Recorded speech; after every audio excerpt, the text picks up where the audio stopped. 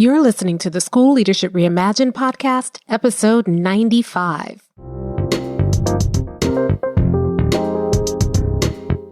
How do builders like us make a dramatic difference in the lives of our students in spite of all the obstacles we face? How do you keep your vision for your school from being held hostage by resistant teachers, uncooperative parents, ridiculous district policies, or a lack of time, money, or resources? If you're facing those challenges right now, here's where you'll find the answers, strategies, and actionable tips you need to overcome any obstacle you face. You don't have to wait to make a difference in the lives of the people you serve. You can turn your school into a success story right now with the people and resources you already have. Let's get started.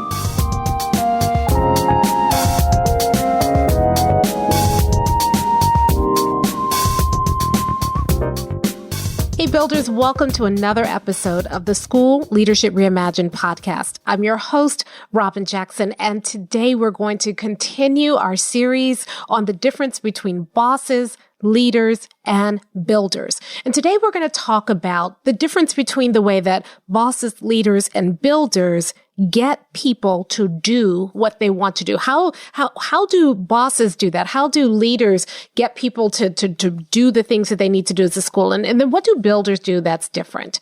So we're going to be talking about that in just a second. But before we do that, a couple of announcements. First of all, Builders Lab, the next one is coming up at the end of June 28 through 30, 2021. And we will be doing this virtually again. We'll be doing another 360-degree experience. I cannot wait.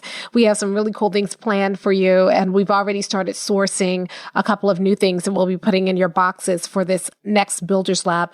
The tickets are available now, and if you're listening to this sometime in the future and that date is past, you can still go to this same site. It's mindstepsinc.com/builders-lab. That's mindstepsinc.com/builders-lab. Or just Google Builders Lab and you can find out when the next Builders Lab is coming up. You want to go ahead and mark those dates on your calendar. A lot of people are bringing their teams to Builders Lab, and that's one of the cool things that the 360 experience has been allowing people to do. You can bring your entire team without having to worry about the hassle of travel costs.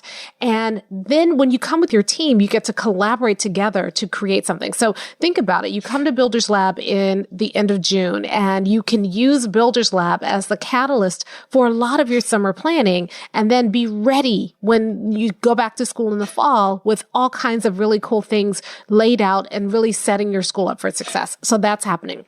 Now, the book, we have gotten word that the new book is at the warehouse and should be getting shipped out some point this week. And so we are so excited that my new book, Stop Leading and Start Building, How to Turn Your School into a Success Story with the People and Resources You Already Have.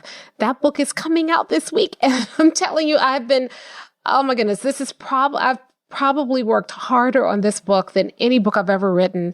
And it lays out this whole buildership model in a way that you can follow it and actually begin to implement it in your school. It is, it's been really a labor of love. My editor, God bless her, she's been great. We've been working on it, kind of struggling through a lot of things, a lot of back and forth.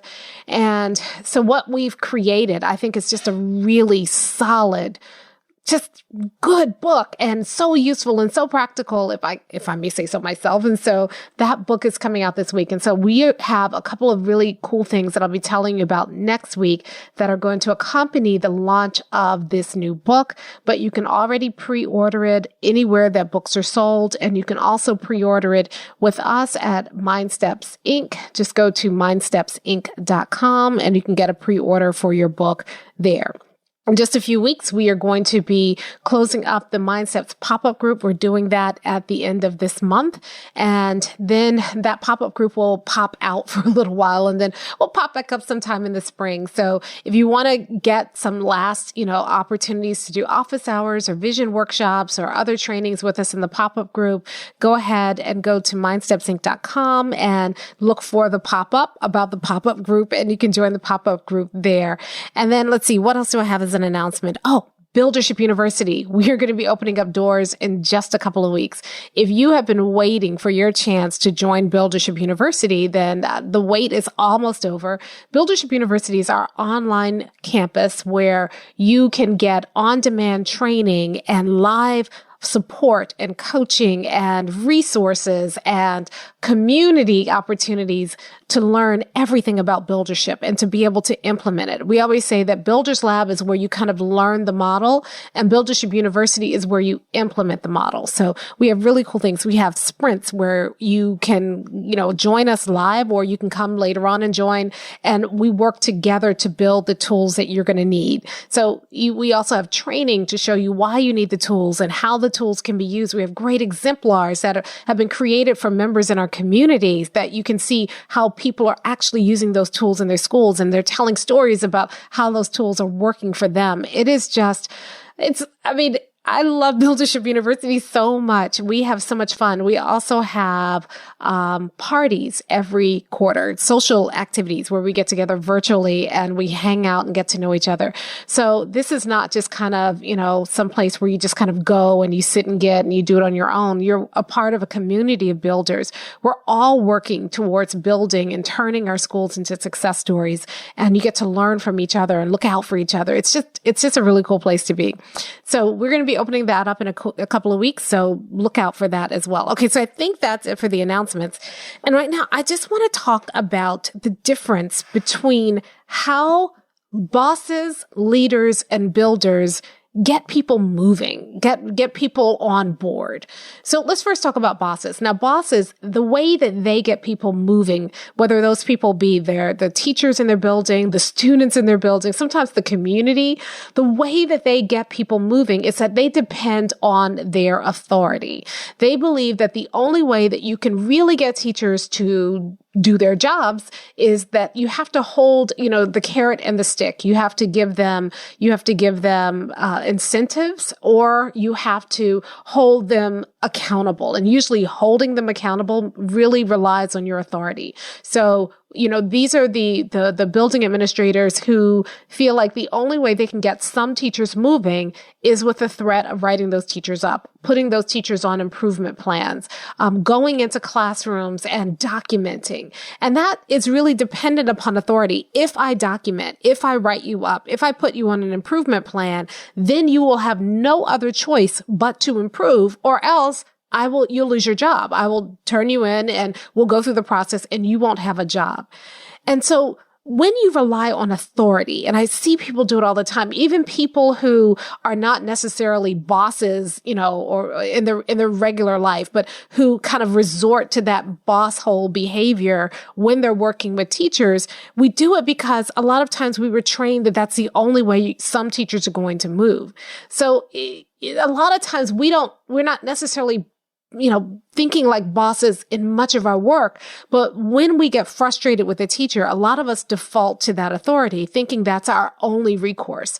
And so even the best of us can often act like a boss in this way, because we are, we just don't think we have another option. So I used to do this myself. I remember a teacher openly defied me in a team meeting, and it was really ugly.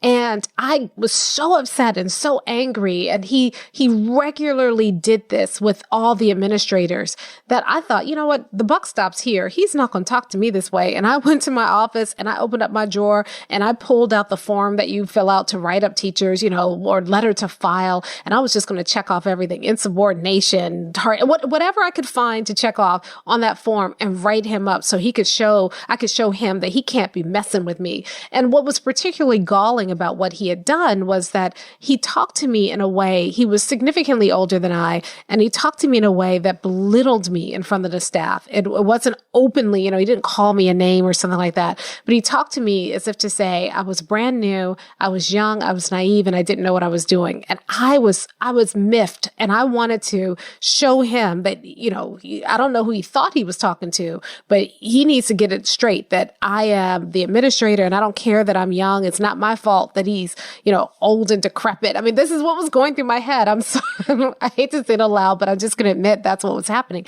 And I remember pulling out that paper and wanting to write him up and then stopping the form was halfway filled out and saying, okay, either you believe in buildership or you don't. Now, back then, buildership did not have a name. It was a germ of an idea. It was a way that I wanted to be an administrator, and I didn't have it all worked out yet, but I was heading in this direction. And that became a pivotal point for me because I had to make a decision. Do I believe in this work, or am I going to resort to the authority?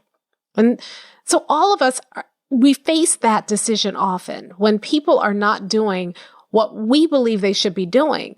Are we going to resort to authority as the kind of quick fix, as the kind of, I'll show them, or even as the, I don't know what else to do, so I'm going to have to write them up because I can't continue to let someone get away with this. When we resort to that, here's what happens. A couple of things. First of all, we actually give away our authority because we're relying on the positional power and it's very little. People often say we rule by permission, but we're relying on the power of the position itself. I'm pulling out the paperwork. I'm turning you in. And what that's doing is it's transferring your personal ability to move and motivate and get people working to the position that you hold.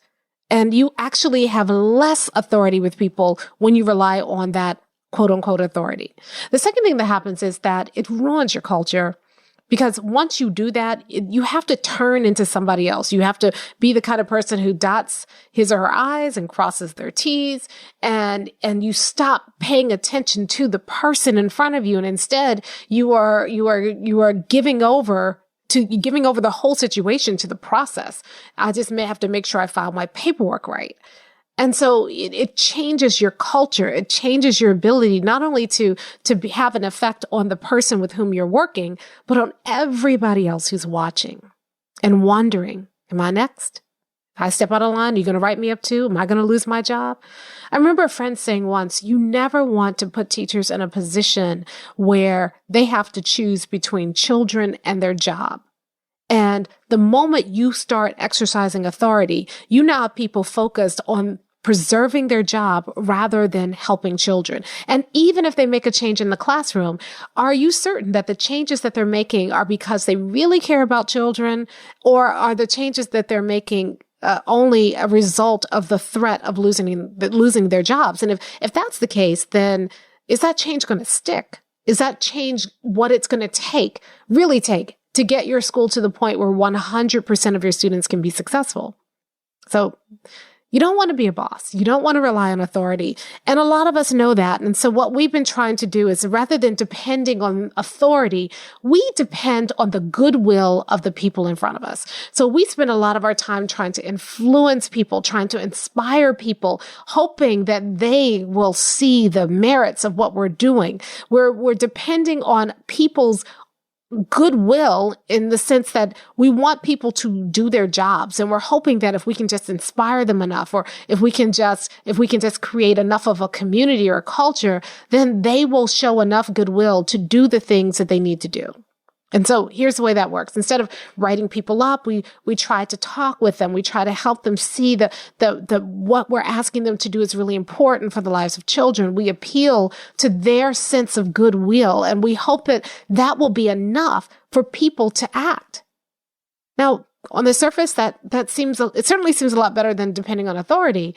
But the challenge is that you can't always depend on people's goodwill. I mean, even the most well-meaning person under stress is going to become self-protective rather than thinking about the kids, rather than being sacrificial.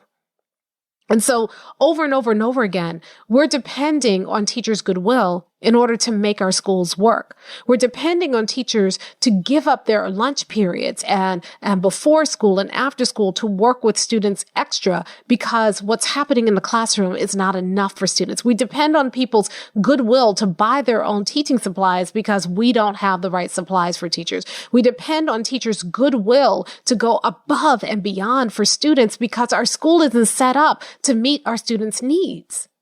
And for so long, the ethos of teaching has been reliant on finding that super teacher whose goodwill will help them go above and beyond because the system we've created is not enough for kids. Think about every teacher movie you've ever seen. I remember when I first watched Freedom Writers, I was so excited because I was a writing teacher and I wanted to see about the program. But halfway through the movie, I just started just feeling disgusted because in order to have this kind of impact, this teacher had to give up her marriage. She had to work an extra job in order to buy supplies. And she's being held up as a hero, and the movie's being celebrated for what this one teacher could do. And all I saw in that movie was a failure of a system because one teacher had to go impoverish herself and lose her marriage in order to help students. Something is wrong with that.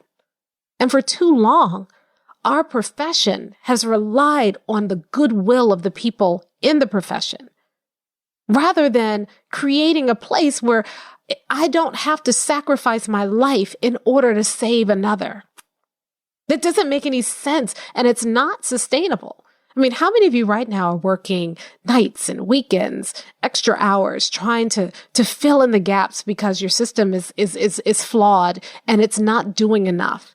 How many of you right now are thinking about your school even when you're supposedly offline because there's still so much to be done? How many of you right now are feeling so overwhelmed because there's so many issues that need to be tackled and you just don't have enough manpower or resources? And so you're having to try to come up with creative extra ways to work around the system in order to make the system work for your students. If you're building that school, I'm going to tell you right now, it's not sustainable because at some point, even goodwill wears out. At some point, even the best intentioned of us, we get tired. We get burned out. So many teachers right now are so burned out because we did not have a context agnostic system prepared for them. In order to be successful, and even then they were already overworking themselves, teachers had to have proximity to kids. Our success depended on our proximity and on the goodwill of the teachers in front of kids. We did not have a system that was created for students to be successful in spite of. And so right now, so many of us are burned out because we didn't even realize how much our system was relying on our compensating for the flaws in the system based on our goodwill. So bosses depend on authority to get stuff done. And leaders, we depend on the goodwill of others and our own sense of goodwill in order to be successful. And when builders look at both of those programs, they say neither one of those are sustainable. One kills your culture, one kills you. So what builders do is they don't depend on authority. They don't depend on goodwill. Builders depend on good. So I don't have to sacrifice myself in order to save a child. Instead, if I really believe that our children deserve better, I build them better. I build them something so good that it works on its own. It doesn't require extra effort, energy, time on my part. It just works. When I'm trying to inspire other people, I don't ask them for more and more sacrifice. What I do is I ask them to join me in creating something that's going to be good for our students and good for us. It's not a dichotomy. It's not an either-or situation. It's not a zero-sum game. It can be good. And when it's good for everybody. So we all know on some level that the systems that we have right now are flawed. We all know that, and yet we continue to operate inside of the same systems that we know are flawed, and we compensate for those systems by our own self-sacrifice. And while that's lovely and it creates a beautiful movie, it's not sustainable and it's not required in order for students to be successful. What is required, what is necessary, is that we take a step back and we say, okay, what do we need to build? The results that we're getting right now, they are the direct consequence of the system that we built. The results we're getting right now are exactly exactly what we designed the system to give us. And so we try to compensate for a broken system. Let's not do that anymore. Instead, let's build a better system. Let's build something so good that it works without a pound of flesh being sacrificed by everybody involved. Let's build something that a vision that is good for kids. So I don't have to convince you, come on, let's do this because it's the right thing to do. And, I rely on your goodwill. Instead, I just build something good and I can depend on it because it's good. Instead of propping up a broken system, a bad system, let's build a good system that doesn't require our propping up at all.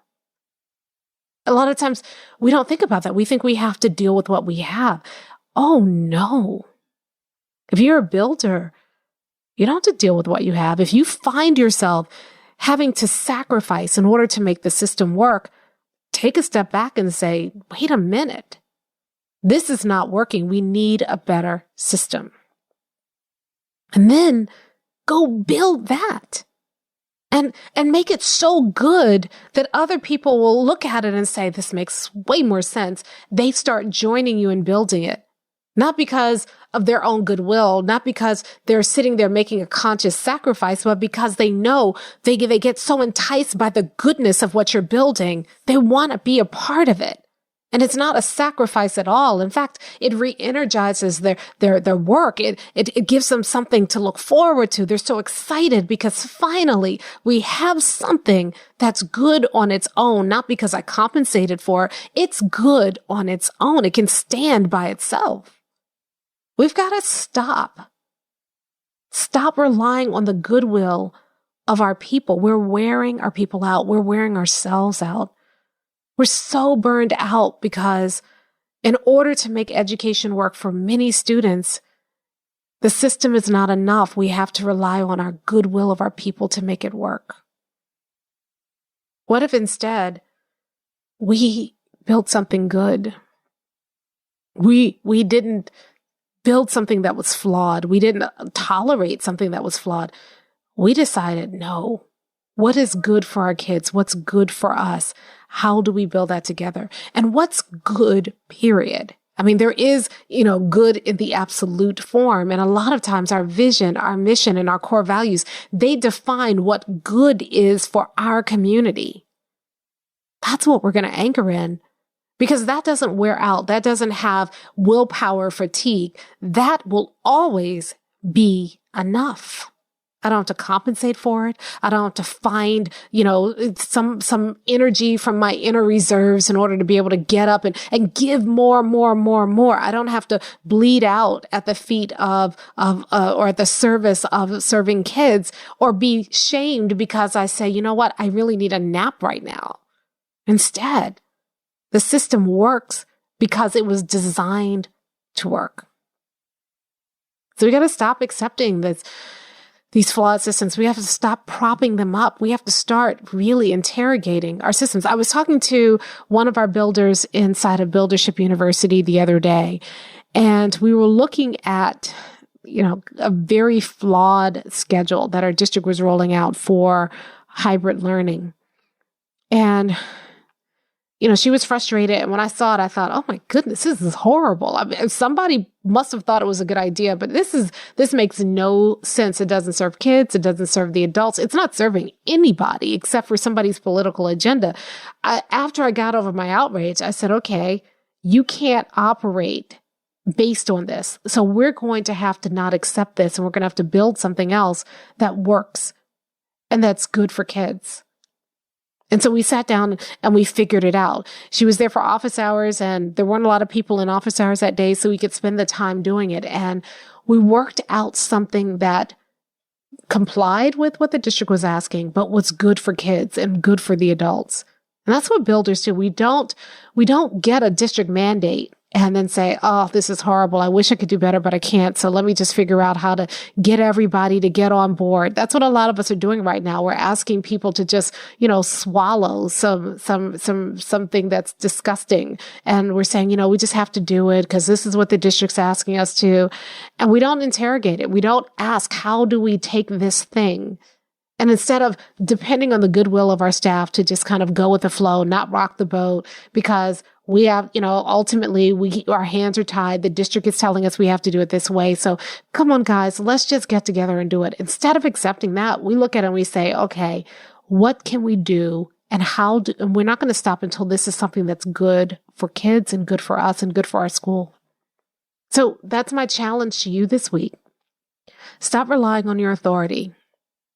Your authority says, okay, here's a mandate that comes down from the district. The district is expecting us to do it. Our hands are tied. And my job is just to enforce this and make sure that everybody gets it done and turn in the stuff to the district. That's authority. Stop relying on goodwill. Stop going to your staff with stuff that you know won't work and then asking them, hey guys, our hands are tied. There's nothing we can do. Let's just try to make it work. And, I'll give you a half an hour extra for planning so that you can figure it out. And we'll just try to make it work. And we don't have anything else to do. Please, guys, really, come on. We're still a community. We love each other. Stop relying on people's goodwill. And instead, take something that may not be good. Interrogate it, rebuild it until it is good for your kids, good for your staff, something that aligns with your vision, mission, and core values. Don't stop until we do that. When I was working with the principal the other week, we looked at our vision, mission, and core values first. Then we looked and said, okay, now how can we take this really ridiculous schedule being given to you by your district, and how can we make it work in a way that aligns with our vision, mission, and core values? How can we turn this thing that's really bad into something that's really good for our teachers and our kids? And when we did that, even though neither of us had the answers at the beginning of the conversation, the guardrails that your vision, mission, and core values provide create this kind of this inventiveness. And if you're really not satisfied until it's really good, you keep coming back. I was coming up with suggestions. She's like, well, no, that's not really aligned. Or she would come with the suggestions. And I was like, you don't want to make it something that your people have to swallow. It has to really work. And we kept at it using our vision, mission, and core values as a guide until we came up with something good. And I'm telling you, you can do the same thing. You do not have to accept something. You do not have to grit your teeth and bear it. You can take even something that is ridiculous and you can reshape it until it's good for you, good for your students, good for your teachers, good for your school community. Stop depending on your authority. Stop depending on goodwill and anchor in what is truly good. And that's how you can get stuff done like a builder. I'll talk to you next time. Hey, if you're ready to get started being a builder right away, then I want to invite you to join us at Buildership University. It's our exclusive online community for builders just like you, where you'll be able to get the exact training that you need to turn your school into a success story right now with the people and resources you already have. Inside, you'll find our best online courses, live trainings with me, tons of resources, templates, and exemplars, and monthly live office hours with me where you can ask me anything and get my help on whatever challenge you're facing right now. If you're tired of hitting obstacle after obstacle and you're sick of tiny little incremental gains each year, if you're ready to make a dramatic difference in your school right now, then you need to join Buildership University. Just go to buildershipuniversity.com and get started writing your school success story today.